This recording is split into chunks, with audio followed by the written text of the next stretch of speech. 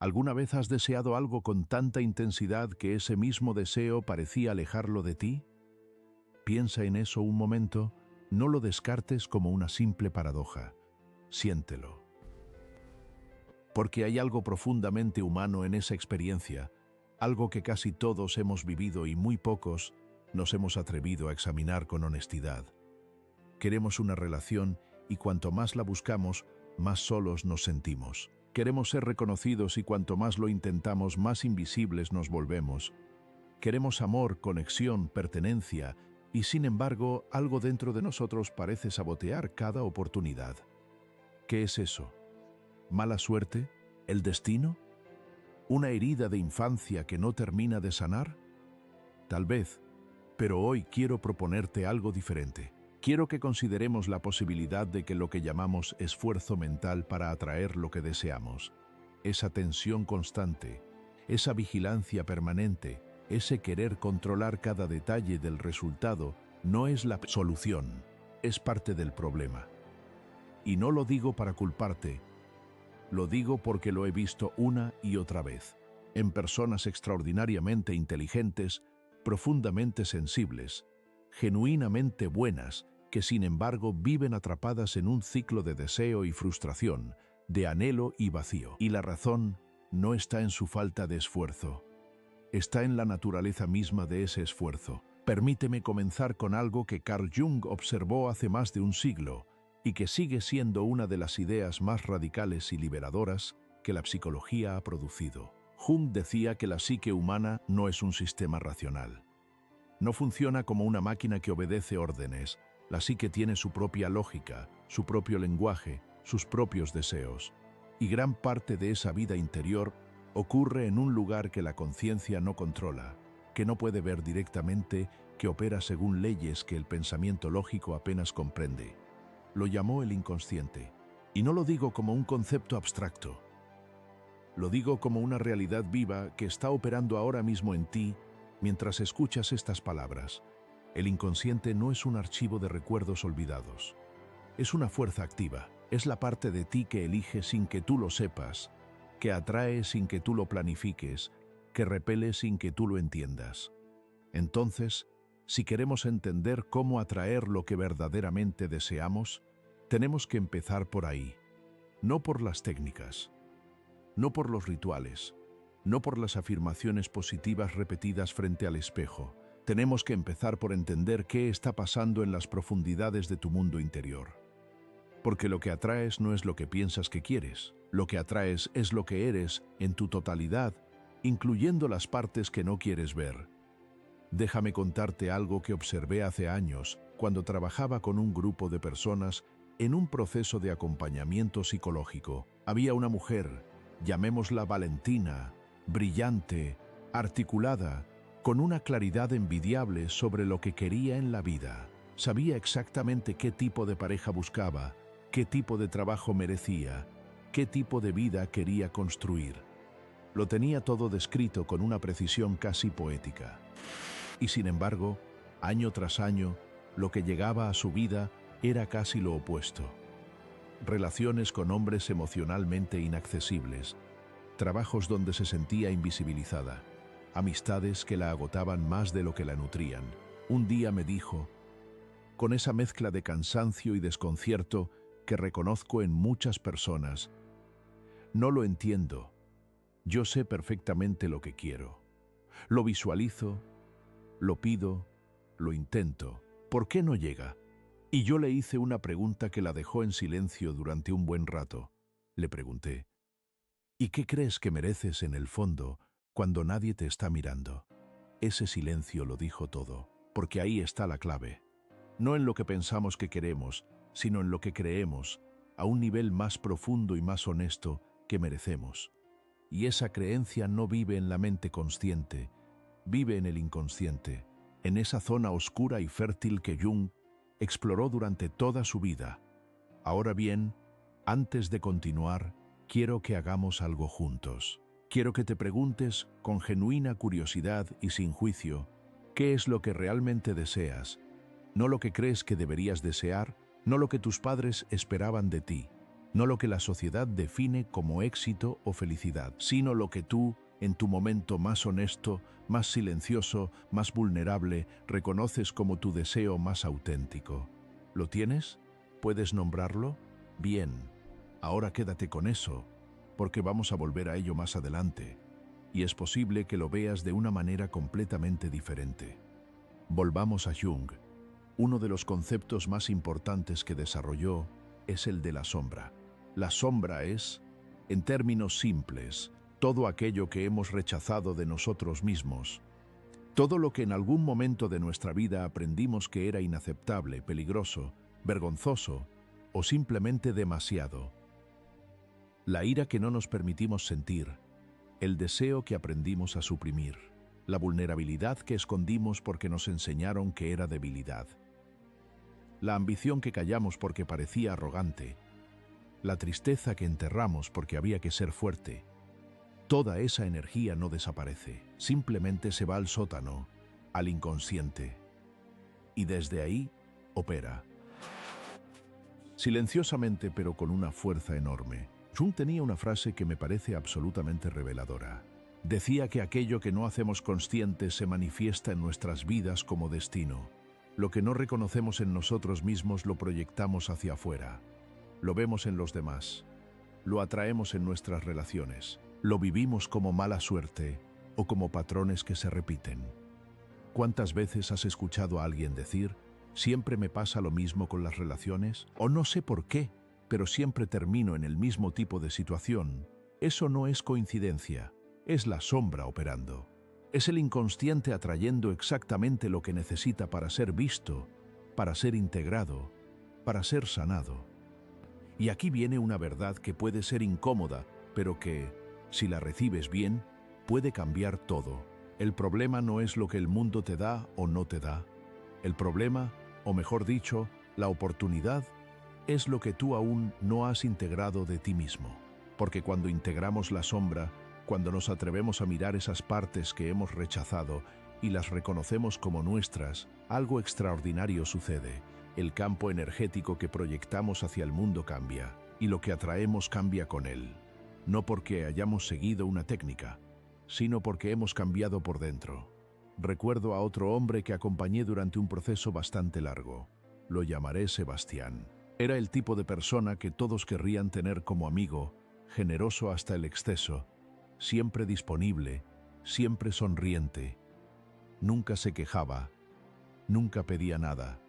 Era en apariencia una persona sin sombra, y sin embargo, Sebastián tenía un patrón que lo desesperaba. Cada relación que construía, ya fuera romántica, de amistad o profesional, terminaba con él sintiéndose usado, ignorado o traicionado.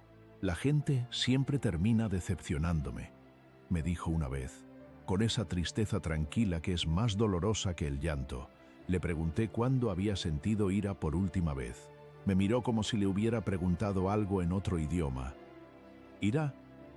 Yo no me enojo fácilmente, dijo. Y ahí estaba su sombra, no en la ira que expresaba, sino en la que no se permitía sentir. Sebastián había aprendido desde muy pequeño que enojarse era peligroso, que poner límites era egoísta, que decir no significaba perder el amor de los demás.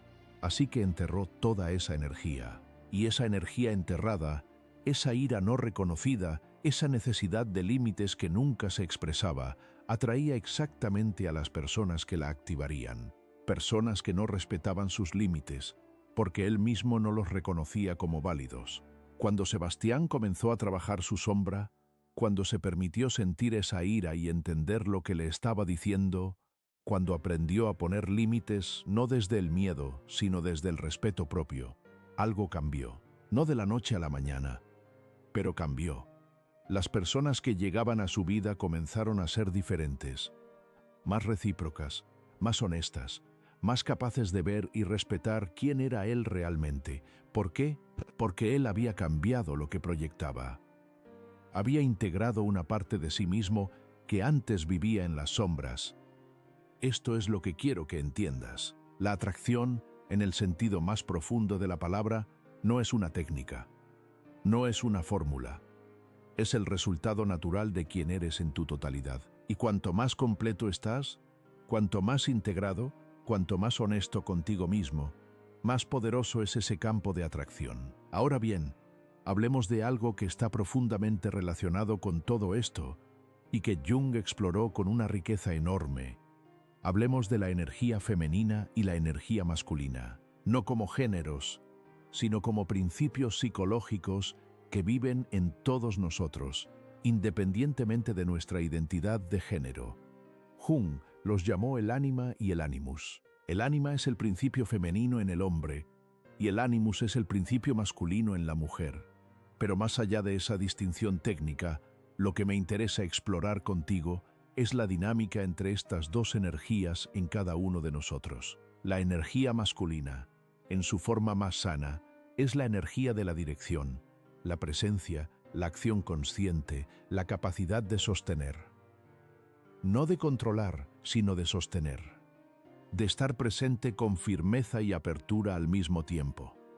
La energía femenina, en su forma más sana, es la energía de la receptividad, la intuición, la profundidad emocional, la capacidad de fluir, de crear, de nutrir, no de complacer, sino de fluir desde un lugar de plenitud interior.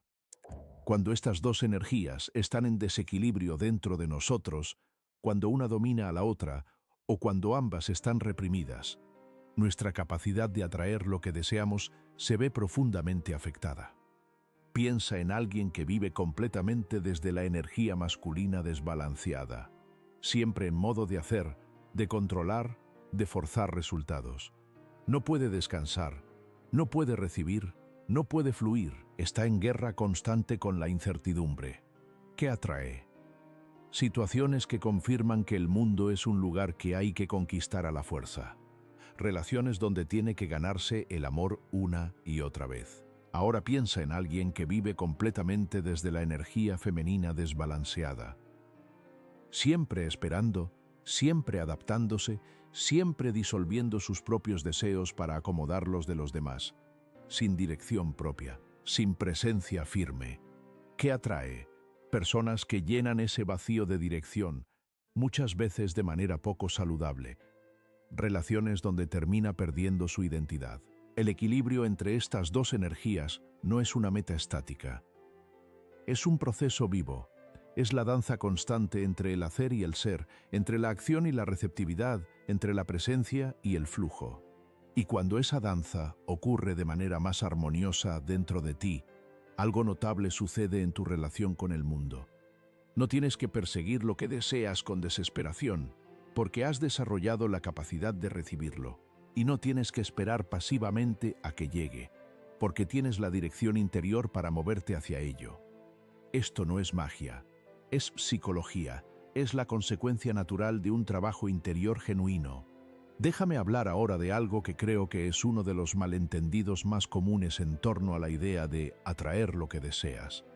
Hay una versión muy popular de esta idea que dice que si piensas positivamente, si visualizas, si vibras alto, el universo te dará lo que quieres. Y aunque hay algo de verdad en la importancia de la actitud interior, esta versión simplificada tiene un problema fundamental. Ignora la sombra.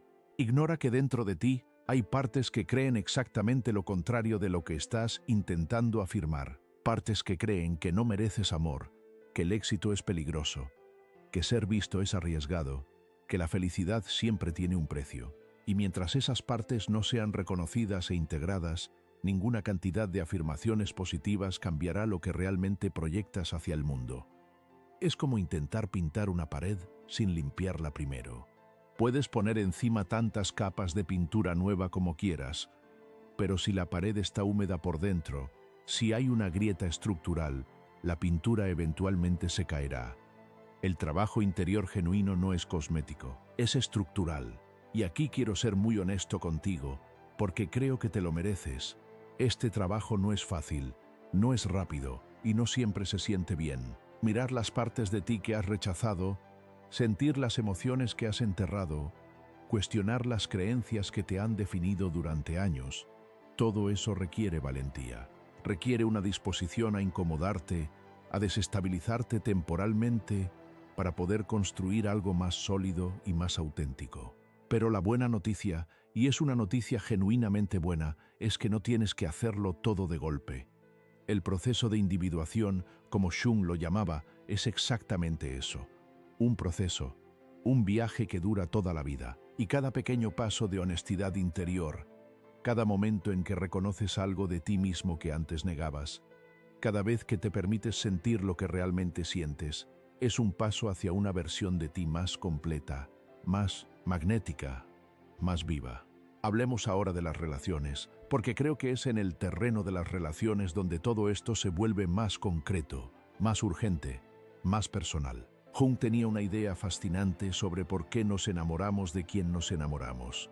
Decía que cuando nos sentimos profundamente atraídos por alguien, a menudo es porque esa persona porta, consciente o inconscientemente, algo que nosotros hemos reprimido en nosotros mismos. Algo de nuestra sombra o algo de nuestra parte no desarrollada, que reconocemos en el otro y que nos fascina precisamente porque no lo hemos integrado en nosotros mismos. Esto explica muchas cosas. Explica por qué nos sentimos tan intensamente atraídos por personas que luego nos resultan difíciles o incompatibles. Explica por qué repetimos patrones relacionales, aunque conscientemente queramos algo diferente. Y explica por qué, a veces, la persona que más nos desestabiliza es también la que más nos enseña. No estoy diciendo que debamos quedarnos en relaciones que nos dañan. Absolutamente no. Pero sí estoy sugiriendo que cada relación, especialmente las más difíciles, lleva un mensaje. Una invitación a mirar algo de nosotros mismos que aún no hemos visto. Conocí a una mujer, llamémosla Claudia, que tenía un patrón muy claro. Se enamoraba consistentemente de hombres que eran brillantes, carismáticos, llenos de vida, pero profundamente inestables emocionalmente. Cada vez que comenzaba una nueva relación, decía, este es diferente. Y sin embargo, el patrón se repetía. Cuando exploramos su historia con más profundidad, encontramos algo interesante. Claudia había crecido en una familia donde la estabilidad emocional era valorada por encima de todo. Mostrar entusiasmo excesivo, ser demasiado apasionada, vivir con intensidad. Todo eso era visto como algo peligroso, algo que había que contener. Y Claudia lo contuvo, aprendió a ser medida, controlada, predecible. Y entonces llegaban estos hombres intensos, apasionados, impredecibles, y algo en ella los reconocía, no conscientemente, sino desde esa parte de sí misma que también quería ser intensa, apasionada, impredecible, pero que había aprendido que eso no era seguro. Estaba proyectando su propia sombra en ellos, y los amaba en parte porque amaba esa parte de sí misma que aún no se había permitido vivir. Cuando Claudia comenzó a reconocer esto, cuando empezó a darse permiso para ser más intensa, más apasionada, más viva en su propia vida, sin necesitar que otra persona lo fuera por ella, el patrón comenzó a cambiar. No porque buscara activamente un tipo diferente de hombre, sino porque ella misma era diferente, y desde ese lugar diferente, atraía de manera diferente. ¿Ves el patrón? No es sobre buscar mejor, es sobre ser más completo. Ahora quiero hablarte de algo que me parece fundamental y que a menudo se confunde con debilidad cuando en realidad es una de las formas más poderosas de magnetismo personal que existe. Hablo de la vulnerabilidad auténtica. Vivimos en una cultura que glorifica la fortaleza, la independencia, la autosuficiencia, que nos dice que mostrar necesidad es peligroso, que ser vulnerable es arriesgado, que el que necesita menos tiene más poder. Y hay una parte de esa narrativa que tiene sentido, porque la dependencia excesiva y la vulnerabilidad como manipulación sí son problemáticas. Pero la vulnerabilidad auténtica, la capacidad de mostrarse tal como uno es, con sus dudas, sus heridas, sus deseos, sus miedos, sin pretender ser invulnerable, esa es una de las fuerzas más magnéticas que existen. ¿Por qué? Porque la autenticidad genera resonancia. Cuando alguien se muestra verdaderamente, sin máscaras, sin performances, sin el esfuerzo constante de proyectar una imagen, algo en nosotros responde, algo en nosotros lo reconoce. Porque en el fondo, todos queremos ser vistos tal como somos, Y cuando alguien tiene el valor de hacerlo primero, crea un espacio donde los demás también pueden hacerlo. Esto no significa que debas compartir tus heridas más profundas con cualquiera. La vulnerabilidad auténtica no es indiscriminada. Es selectiva, es oportuna, es honesta. Es la diferencia entre abrirse genuinamente y desnudarse emocionalmente como una forma de buscar validación. La vulnerabilidad sana viene desde un lugar de suficiencia interior. Me muestro como soy, no porque necesite que me rescaten, sino porque confío en que puedo ser visto y aún así estar bien. Ese es un lugar de poder enorme, y ese lugar de poder atrae, no por lo que hace, sino por lo que es. Hablemos ahora de algo que creo que está en el corazón de todo esto. Hablemos del amor propio, y antes de que eso suene a cliché, déjame decirte que el amor propio del que hablo no tiene nada que ver con las burbujas de baño y las afirmaciones frente al espejo, aunque esas cosas pueden ser agradables. El amor propio del que hablo es algo mucho más profundo y mucho más exigente. El amor propio genuino, en el sentido junguiano, es la capacidad de relacionarse con uno mismo con la misma compasión y la misma honestidad que desearíamos encontrar en la mejor de las relaciones. Es poder mirar las partes de ti que no te gustan sin destruirte. Es poder reconocer tus errores sin convertirlos en evidencia de que eres fundamentalmente defectuoso. Es poder desear ser mejor sin odiarte por no serlo todavía. Es una relación contigo mismo. Y como toda relación, requiere tiempo, atención, honestidad y una disposición a estar presente incluso cuando es incómodo. Y aquí hay algo que me parece profundamente importante. La calidad de tu relación contigo mismo determina la calidad de lo que atraes. No de manera mágica, sino de manera muy concreta. Porque la relación que tienes contigo mismo es el modelo desde el cual operas en todas tus relaciones. Es el estándar inconsciente que aplicas, es la frecuencia desde la cual emites. Si te tratas con desprecio, atraerás situaciones que confirmen ese desprecio. Si te tratas con indiferencia, atraerás personas que te traten con indiferencia. Si te tratas con amor y respeto genuinos, no porque seas perfecto, sino porque reconoces tu valor inherente, comienzas a atraer desde un lugar completamente diferente. Y esto no es una promesa de que todo será perfecto. Es una invitación a entender que el punto de partida de cualquier transformación real está aquí, dentro de ti, en la manera en que te relacionas contigo mismo. Recuerdo un momento que me marcó profundamente. Estaba en una conversación con alguien que llevaba años trabajando en su desarrollo personal. Había leído todos los libros, había asistido a todos los talleres, sabía el lenguaje de la psicología con una fluidez impresionante. Y sin embargo seguía sintiéndose solo, seguía sin encontrar la conexión que buscaba. En un momento de la conversación, le pregunté cómo se hablaba a sí mismo cuando cometía un error. Hubo una pausa larga. Y luego dijo, con una honestidad que me conmovió, me hablo como si fuera mi peor enemigo. Ahí estaba todo. Todo el conocimiento, toda la información, toda la comprensión intelectual. Pero en el momento más íntimo, en el diálogo interno más privado, seguía siendo su propio adversario. El trabajo que faltaba no era leer más, era aprender a ser un amigo para sí mismo. Y ese es un trabajo que no ocurre de la noche a la mañana, pero ocurre. Un momento a la vez, una elección a la vez, cada vez que en lugar de atacarte te preguntas con curiosidad qué necesitas. Cada vez que en lugar de juzgarte, te ofreces comprensión. Cada vez que en lugar de exigirte perfección, te permites ser humano. Esos momentos se acumulan. Y con ellos cambia algo fundamental en la manera en que te presentas al mundo. Quiero hablar ahora sobre el proceso de individuación, que es el concepto central de la psicología junguiana y que creo que es la clave más profunda de todo lo que estamos explorando hoy. La individuación es el proceso de convertirse en quien realmente eres, no en quien te dijeron que debías ser, no en quien aprendiste que era seguro ser, sino en quien eres en tu esencia más auténtica, más completa, más viva. Jung creía que este proceso es el propósito fundamental de la vida psíquica, que hay en cada uno de nosotros una tendencia natural hacia la totalidad, hacia la integración de todas las partes de nosotros mismos, tanto las que amamos como las que rechazamos, tanto las que mostramos al mundo como las que escondemos. Y este proceso no es lineal, no es ordenado, no es siempre agradable.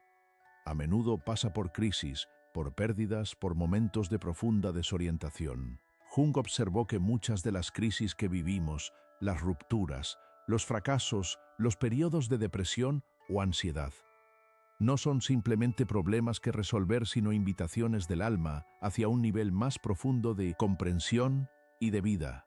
Esto no significa que el sufrimiento sea bueno en sí mismo. Significa que el sufrimiento, cuando se mira con honestidad y con curiosidad, puede ser un maestro extraordinario. Pienso en las personas que han pasado por las transformaciones más profundas que he tenido el privilegio de observar. Casi sin excepción, esas transformaciones vinieron precedidas por algún tipo de crisis, una relación que terminó de manera dolorosa, un trabajo que se perdió, una enfermedad, una pérdida, algo que rompió el orden establecido y obligó a una reorganización interior. Y en esa reorganización, si se hacía con conciencia y con valentía, emergía algo nuevo, algo más auténtico, algo más libre. No porque el dolor fuera necesario en sí mismo, sino porque el dolor rompió las defensas que impedían ver lo que realmente estaba pasando. Rompió las máscaras, rompió las ilusiones, y en ese espacio abierto fue posible encontrar algo más real. ¿Has vivido algo así? ¿Hay en tu historia algún momento de ruptura que, mirándolo ahora, reconoces como un punto de inflexión? No te pido que lo celebres si todavía duele, pero sí te invito a que lo mires con curiosidad, a que te preguntes qué parte de ti emergió de esa experiencia que no existía antes o que existía pero no se había atrevido a vivir. Porque eso es la individuación, no la ausencia de dolor, sino la capacidad de transformar el dolor en profundidad. Hablemos ahora de algo más concreto. Hablemos de cómo se manifiesta todo esto en la vida cotidiana. Porque me parece importante que esto no quede solo en el plano de las ideas, sino que pueda ser reconocido en las experiencias reales de cada día. Una de las manifestaciones más claras de la energía de la que hemos estado hablando es lo que yo llamo la presencia.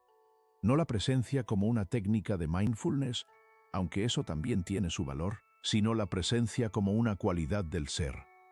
La capacidad de estar genuinamente aquí, en este momento, en esta conversación, en esta relación, sin la mitad de tu atención en el pasado o en el futuro. La presencia es magnética. Y lo es por una razón muy simple, porque es rara. Vivimos en un mundo de distracciones constantes, de superficialidad rampante, de conexiones que en realidad son desconexiones disfrazadas. Y cuando alguien está verdaderamente presente, cuando te mira y realmente te ve, cuando escucha y realmente te escucha, cuando está aquí sin estar en ningún otro lugar al mismo tiempo, eso se siente, y ese sentimiento es poderoso. La presencia no se puede fingir. Puedes imitar los gestos de alguien que está presente, puedes hacer contacto visual, puedes asentir en los momentos correctos. Pero la presencia real, la que realmente genera resonancia, viene de un lugar de quietud interior, de no necesitar que este momento sea diferente de lo que es, de no estar mentalmente en otro lugar mientras estás físicamente aquí. Y desarrollar esa presencia es, en sí mismo, un trabajo interior. Porque la falta de presencia es a menudo una forma de evitación. Estamos en el pasado porque el presente nos duele. Estamos en el futuro porque el presente nos parece insuficiente. Estamos en cualquier lugar menos aquí, porque aquí, en este momento, hay algo que no queremos sentir. El trabajo de la presencia es el trabajo de estar dispuesto a sentir lo que hay que sentir, de no escapar de la experiencia directa de tu propia vida. Y cuando desarrollas esa capacidad, cuando puedes estar presente con tus propias emociones sin necesitar escapar de ellas, también puedes estar presente con los demás de una manera que transforma las relaciones. Hay algo más que quiero explorar contigo, y es la relación entre el deseo y el apego. Porque creo que aquí está una de las confusiones más comunes en torno a la idea de atraer lo que deseamos. Desear algo es natural, es humano, es la fuerza que nos mueve, que nos orienta, que da dirección a nuestra energía. El deseo en sí mismo no es el problema. El problema es el apego al resultado, la necesidad de que las cosas resulten de una manera específica, en un tiempo específico, de la manera en que nuestra mente ha planeado. Ese apego, esa necesidad de control sobre el resultado, es lo que crea la tensión que bloquea. Piénsalo de esta manera. Cuando estás desesperadamente necesitado de algo, cuando tu bienestar depende de que eso llegue, cuando estás en un estado de urgencia y escasez interior, esa energía de urgencia y escasez es lo que proyectas. Y esa proyección, paradójicamente, aleja lo que deseas, porque la urgencia comunica carencia. Y la carencia atrae más carencia. Esto no significa que no debas desear, significa que hay una diferencia enorme entre desear desde la plenitud y desear desde el vacío. Desear desde la plenitud es decir, esto sería hermoso en mi vida, y me muevo hacia ello con apertura y con acción consciente, pero mi bienestar no depende de que llegue exactamente como lo imagino. Desear desde el vacío es decir, necesito esto para estar bien. Sin esto, no estoy completo. Mi vida no tiene sentido hasta que esto llegue. ¿Puedes sentir la diferencia energética entre esas dos posiciones? La primera crea un campo de atracción. La segunda crea un campo de repulsión. Y la manera de pasar de una a la otra no es fingir que no necesitas lo que necesitas. Es hacer el trabajo interior de encontrar, dentro de ti, una fuente de suficiencia que no dependa completamente de las circunstancias externas. Eso es lo que Jung llamaba el self, el sí mismo, esa parte más profunda y más central de nuestra psique que no se define por lo que tenemos o no tenemos, por lo que nos pasa o no nos pasa, sino por lo que somos en nuestra esencia. Conectar con ese self, con esa fuente interior de identidad y de valor, es el trabajo más profundo que podemos hacer. Y cuando lo hacemos, cuando encontramos ese lugar de quietud y de suficiencia dentro de nosotros, la relación con el deseo cambia completamente. Ya no perseguimos, atraemos, ya no forzamos, fluimos, ya no necesitamos, elegimos. Y desde ese lugar de elección, de libertad interior, de suficiencia genuina, lo que atraemos es cualitativamente diferente, porque ya no atraemos lo que necesitamos para sentirnos completos, atraemos lo que complementa y enriquece una vida que ya es plena. Quiero contarte algo que observé en mí mismo, porque creo que la honestidad personal tiene un valor que la teoría sola no puede tener. Hubo un periodo de mi vida en que yo también viví esa tensión de la que hemos estado hablando, un periodo en que deseaba con mucha intensidad ciertas cosas, ciertos tipos de conexión, cierto tipo de reconocimiento, y cuanto más lo intentaba, más se alejaba. Y recuerdo el momento en que algo cambió. No fue un momento dramático. No fue una revelación súbita. Fue una tarde tranquila, solo, sin ningún plan especial, en que de repente me di cuenta de que estaba bien. No perfectamente bien, no sin problemas o sin deseos, pero bien, presente, suficiente. Y en ese estado, sin intentarlo, sin planificarlo, sin hacer ningún esfuerzo especial, una conversación que ocurrió esa misma tarde abrió una puerta que llevaba meses buscando. No porque haya hecho algo diferente, sino porque yo era diferente en ese momento. Era menos urgente, era más presente, era más yo mismo. Y eso, creo, es la esencia de lo que estamos explorando hoy. Atraer lo que deseas sin esfuerzo mental no significa no hacer nada.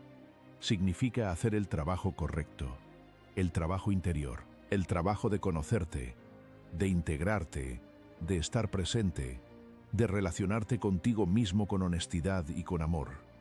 Ese trabajo tiene sus propios ritmos, sus propias estaciones.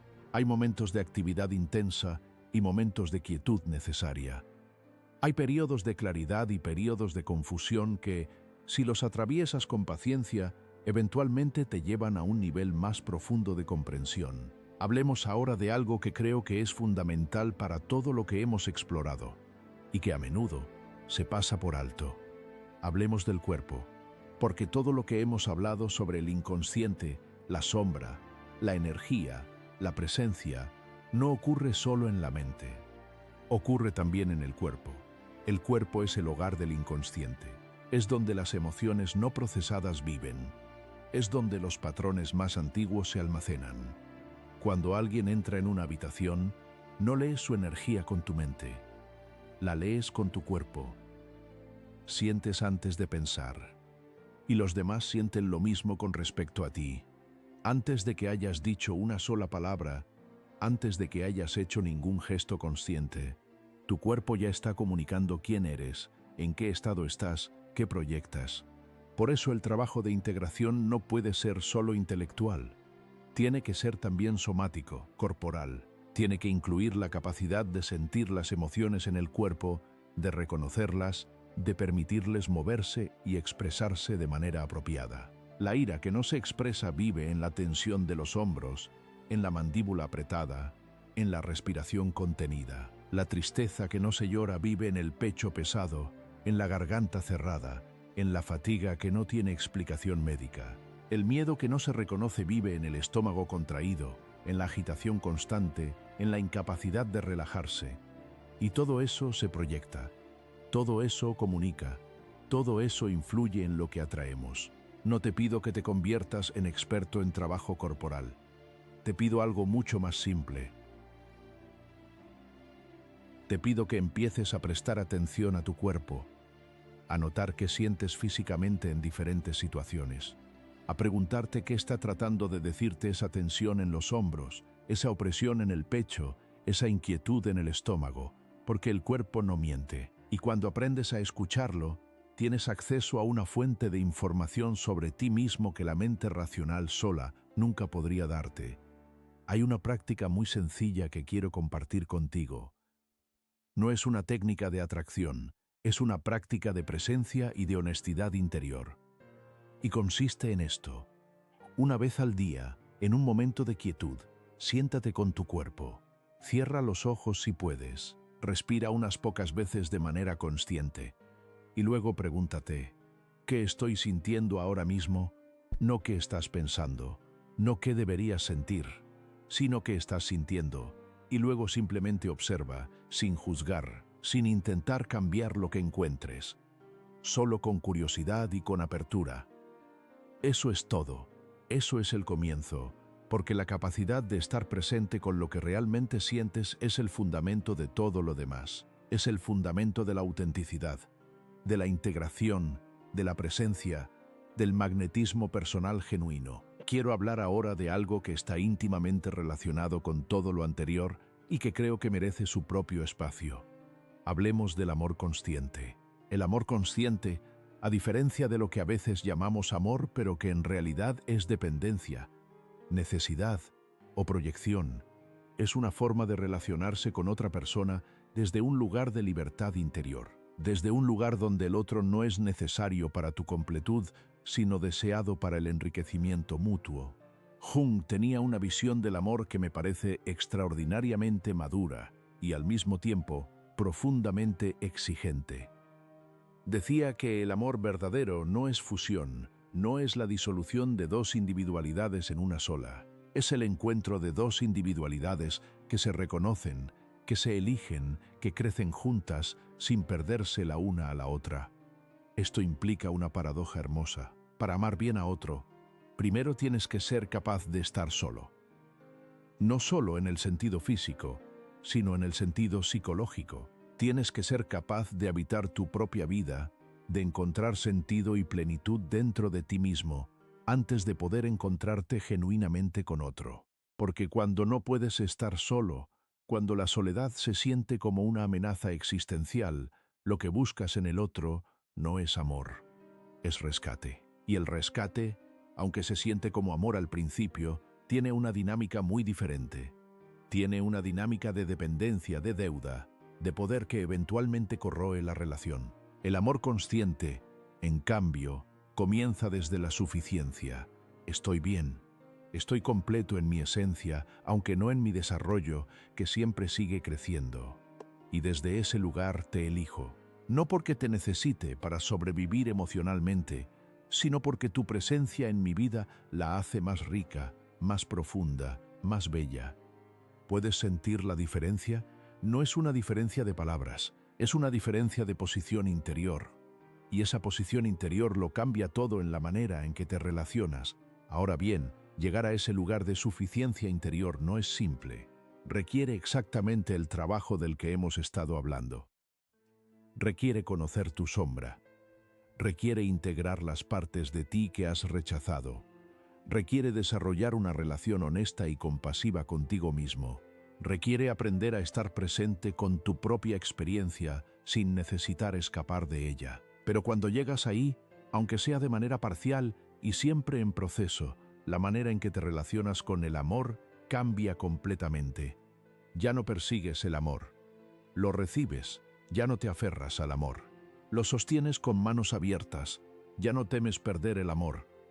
Confías en que lo que es verdadero permanece y lo que se va era necesario que se fuera. Eso es libertad. Y esa libertad es en sí misma una de las fuerzas más magnéticas que existen.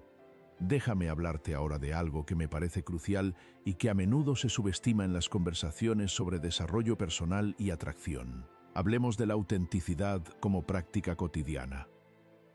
La autenticidad no es un estado que se alcanza de una vez y para siempre.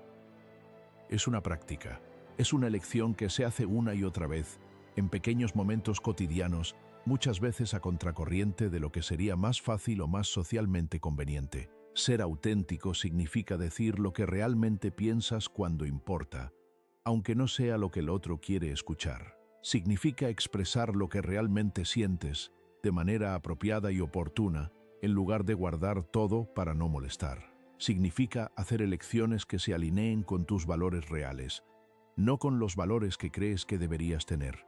Y significa, también, reconocer cuando no eres auténtico, cuando estás performando una versión de ti mismo para ser aceptado, cuando estás diciendo lo que crees que el otro quiere escuchar, cuando estás suprimiendo algo real para mantener la paz. No te pido que seas auténtico de manera brutal o desconsiderada.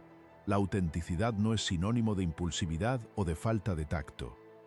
Es posible ser completamente honesto y completamente compasivo al mismo tiempo. De hecho, creo que la autenticidad más profunda siempre lleva en sí una dimensión de amor, porque viene del reconocimiento de que tanto tú como el otro merecen una relación basada en la verdad.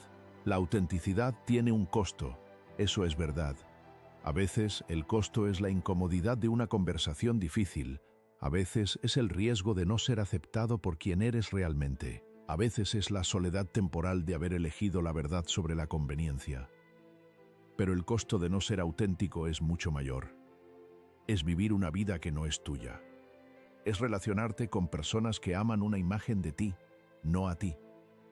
Es llegar al final de un periodo de tu vida y preguntarte quién eras realmente detrás de todas las máscaras. Y desde el punto de vista de la atracción, la autenticidad tiene una fuerza que ninguna técnica puede replicar. Porque lo que eres genuinamente, con tus particularidades, tus contradicciones, tus profundidades y tus limitaciones, es único.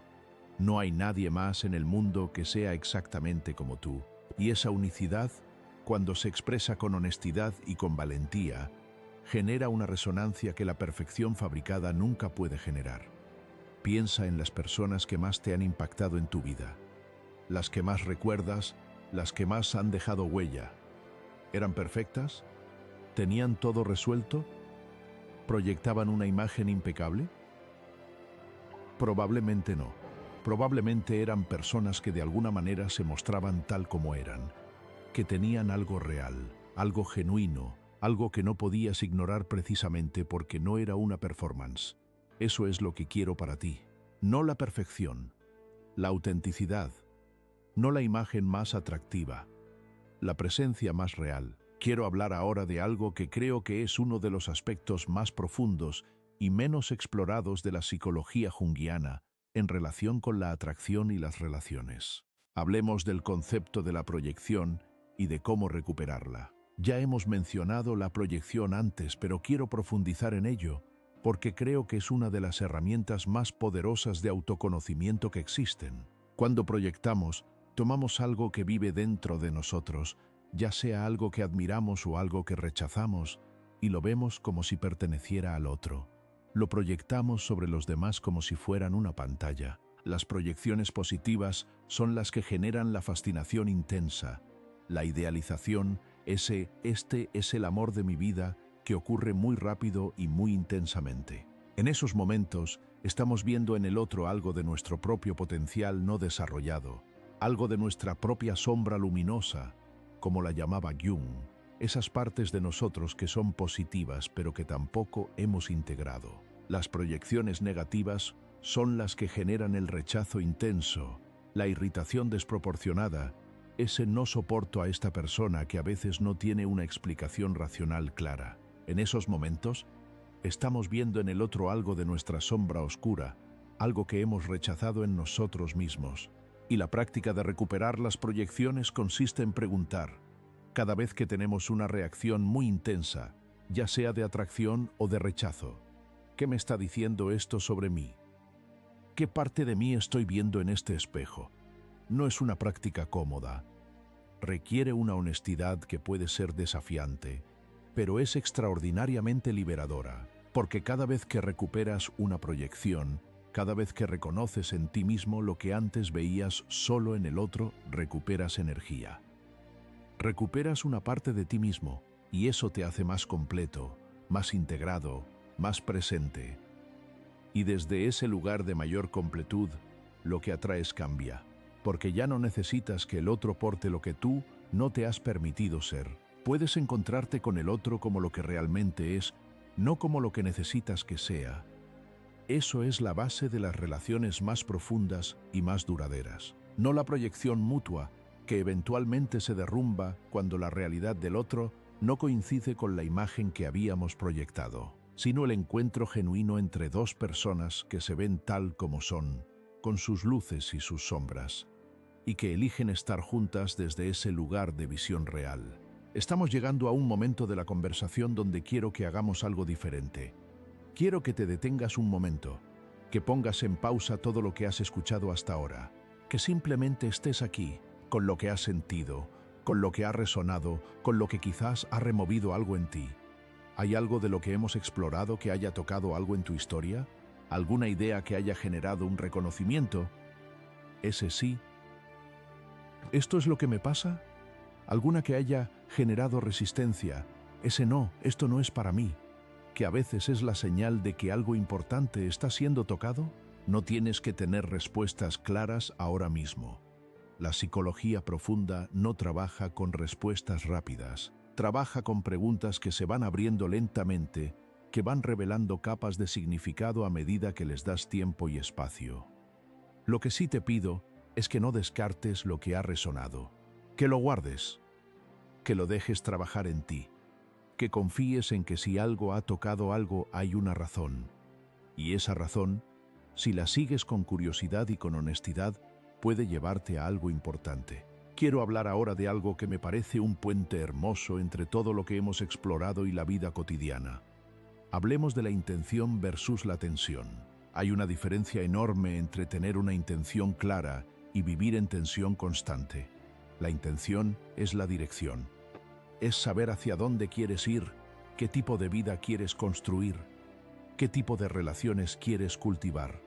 La intención es el norte, y tener un norte claro es poderoso. La tensión, en cambio, es lo que ocurre cuando la intención se convierte en obsesión, cuando el deseo de llegar al norte se transforma en ansiedad por no estar ya allí, cuando la claridad de la dirección se convierte en rigidez sobre cómo y cuándo debe llegar. La intención sin tensión es la manera más elegante y más efectiva de moverse hacia lo que deseas, es decir, sé hacia dónde voy, doy pasos en esa dirección y confío en el proceso, incluso cuando no puedo ver el camino completo. Esto requiere algo que en nuestra cultura de resultados inmediatos es cada vez más difícil de cultivar. Requiere paciencia. No la paciencia pasiva de quien espera sin hacer nada, sino la paciencia activa de quien confía en que el proceso tiene su propio ritmo y que forzarlo no lo acelera sino que lo distorsiona. Pienso en cómo crece un árbol. No puedes tirar de las ramas para que crezca más rápido. No puedes controlar cada aspecto de su desarrollo. Lo que puedes hacer es asegurarte de que tiene las condiciones adecuadas. Tierra fértil, agua suficiente, luz apropiada. y luego confiar en que el árbol sabe cómo crecer. Tu proceso interior no es tan diferente. Puedes crear las condiciones, puedes hacer el trabajo de conocerte, de integrarte, de estar presente, de relacionarte contigo mismo con honestidad y con amor. Y luego puedes confiar en que ese trabajo dará sus frutos, aunque no siempre de la manera que esperas o en el tiempo que deseas. Esa capacidad de soltar el control del resultado mientras mantienes la intención clara es quizás la forma más profunda de lo que hemos llamado atraer sin esfuerzo mental. No es ausencia de esfuerzo, es ausencia de la tensión que bloquea. Es presencia, intención, acción consciente y luego apertura al resultado. Quiero explorar contigo ahora algo que creo que es el hilo conductor de todo lo que hemos hablado y que Jung vio con una claridad extraordinaria. La idea de que somos mucho más de lo que creemos ser. Vivimos identificados con una pequeña parte de lo que somos, con nuestra personalidad consciente, con nuestros roles sociales, con nuestra historia conocida. Y esa identificación, aunque necesaria en cierta medida, nos limita enormemente, porque debajo de esa capa hay una riqueza inmensa. Hay capacidades que no hemos desarrollado, sensibilidades que no hemos explorado, formas de ser que no nos hemos permitido. Hay una profundidad que la mayoría de nosotros apenas hemos tocado, y el proceso de individuación, ese camino hacia la totalidad del que hemos hablado, es esencialmente el proceso de ir descubriendo esa riqueza, de ir expandiendo la comprensión de quién eres más allá de las definiciones que has heredado o construido. Este proceso no tiene un destino final. No hay un punto en que puedas decir, ya llegué, ya soy completamente yo mismo. Siempre hay más profundidad, siempre hay más capas, siempre hay más de ti por descubrir. Y eso, lejos de ser frustrante, me parece una de las noticias más hermosas que existen, porque significa que la vida, entendida como un proceso de autoconocimiento y de crecimiento, nunca se agota. Siempre hay algo nuevo que descubrir. Siempre hay una versión más completa de ti mismo, esperando ser vivida. Y desde cada nueva capa que integras, desde cada nueva parte de ti que reconoces y aceptas, tu campo de atracción se amplía. No porque hayas seguido una fórmula, sino porque hay más de ti presente en el mundo, más de tu esencia real, más de tu autenticidad, más de tu profundidad, y eso inevitablemente atrae lo que es resonante con esa profundidad. Hay algo que quiero decirte antes de que lleguemos al cierre de esta conversación. Algo que siento importante nombrar con claridad. Este camino del que hemos hablado, el camino del autoconocimiento, de la integración, de la autenticidad, no es un camino solitario. No tiene que serlo. De hecho, Jung creía que el proceso de individuación siempre ocurre en relación. Nos conocemos a nosotros mismos en el espejo de los otros. Nos integramos a través de las relaciones que tenemos. Crecemos en el contacto con la alteridad, con lo que es diferente de nosotros. Esto significa que las relaciones, incluso las más difíciles, incluso las que terminan, incluso las que duelen, son parte del proceso. Son el terreno donde el trabajo interior se vuelve real, se pone a prueba, se profundiza. No te pido que ames el dolor de las relaciones difíciles. Te pido que consideres que cada relación, cada encuentro significativo, lleva en sí una invitación a conocerte mejor, a crecer, a integrar algo que todavía está en las sombras. Y cuando ves las relaciones desde ese lugar, desde la perspectiva de que cada persona que llega a tu vida trae algo para que aprendas, ya sea sobre el mundo, sobre los demás o sobre ti mismo, la relación con las relaciones cambia. Dejan de ser solo fuentes de placer o de dolor. Se convierten en maestros, en espejos, en oportunidades de profundización. Eso no significa que debas quedarte en relaciones que te dañan. La sabiduría también incluye saber cuándo una relación ha dado lo que tenía que dar y es tiempo de seguir. Pero incluso en esa partida, hay algo que aprender, algo que integrar, algo que llevar contigo hacia el próximo capítulo. Déjame compartir contigo una última historia antes de que cerremos esta conversación. Una historia que me parece que captura algo esencial de todo lo que hemos explorado. Conocí a alguien, llamémoslo Mateo, que había pasado los últimos años de su vida en una búsqueda intensa. Buscaba la relación perfecta, el trabajo ideal, el nivel de éxito que le permitiría finalmente sentirse bien consigo mismo. Lo intentaba todo. Cursos, terapias, técnicas de visualización, libros de autoayuda. Era, en todos los sentidos, un buscador comprometido. Y sin embargo seguía sintiéndose vacío. Seguía sintiéndose como si algo fundamental le faltara. Un día, en una conversación que se extendió mucho más de lo planeado, Mateo dijo algo que me pareció muy revelador. Dijo: «Creo que he estado tan ocupado, buscando lo que quiero, que nunca me he detenido a preguntarme quién soy cuando no estoy buscando nada». Esa pregunta lo cambió todo, no de manera inmediata, no de manera dramática, pero fue el comienzo de un giro fundamental. Mateo empezó a dejar de buscar, no en el sentido de abandonar sus deseos, sino en el sentido de dejar de hacer de la búsqueda su estado permanente. Empezó a estar con lo que era, con lo que sentía, con lo que había en su vida en ese momento, sin la urgencia constante de que fuera diferente. Y en ese estar, algo comenzó a emerger, una quietud que nunca había conocido, una claridad que no venía de pensar más, sino de pensar menos. Una sensación de presencia que no dependía de haber logrado nada. Y desde esa quietud, desde esa presencia, cosas comenzaron a llegar. No todo lo que había imaginado, no siempre de la manera que había planeado, pero cosas que, cuando llegaron, se sintieron genuinamente correctas, genuinamente alineadas con quien él era, no con quien había intentado ser. Mateo no había dejado de desear, había dejado de estar en guerra con el presente mientras esperaba el futuro. Y esa paz con el presente, esa capacidad de estar bien aquí y ahora, mientras se movía conscientemente hacia lo que deseaba, fue lo que cambió todo. Porque eso es, en esencia, lo que significa atraer sin esfuerzo mental. No es magia, no es pasividad, no es una técnica. Es la consecuencia natural de un trabajo interior genuino.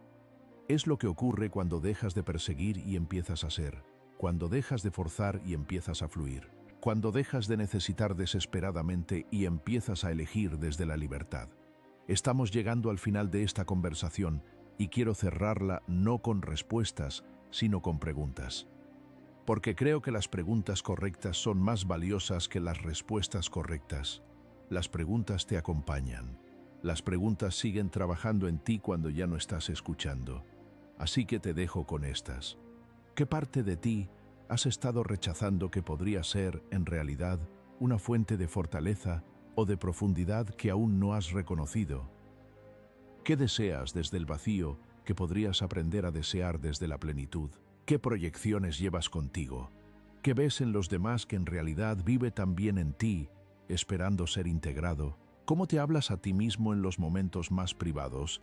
¿Y qué cambiaría si comenzaras a hablarte con la misma compasión que ofrecerías a alguien que amas?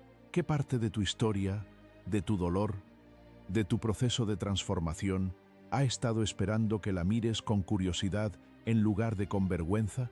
¿Qué versión de ti mismo está esperando ser vivida, más allá de las definiciones que has heredado o construido? No tienes que responder estas preguntas ahora mismo. De hecho, te pido que no lo intentes, que simplemente las lleves contigo, que las dejes abrirse a su propio ritmo, que confíes en que si resuenan, hay algo en ellas que tu psique ya sabe y que tu conciencia todavía está aprendiendo a ver. Porque eso es el proceso de individuación. Eso es el camino hacia la totalidad. No una línea recta hacia un destino claro, sino una espiral que va profundizando, que va revelando, que va integrando, poco a poco, todo lo que eres. Y en ese proceso, en ese camino de conocerte más completamente, de estar más presente, de relacionarte contigo mismo con más honestidad y más amor, algo extraordinario ocurre. No necesitas esforzarte mentalmente para atraer lo que deseas. Simplemente, inevitablemente, naturalmente, comienzas a resonar con ello, porque lo que eres en tu totalidad es lo que atraes en tu vida. Y cuanto más completo eres, cuanto más auténticamente tú mismo, más poderosa es esa resonancia.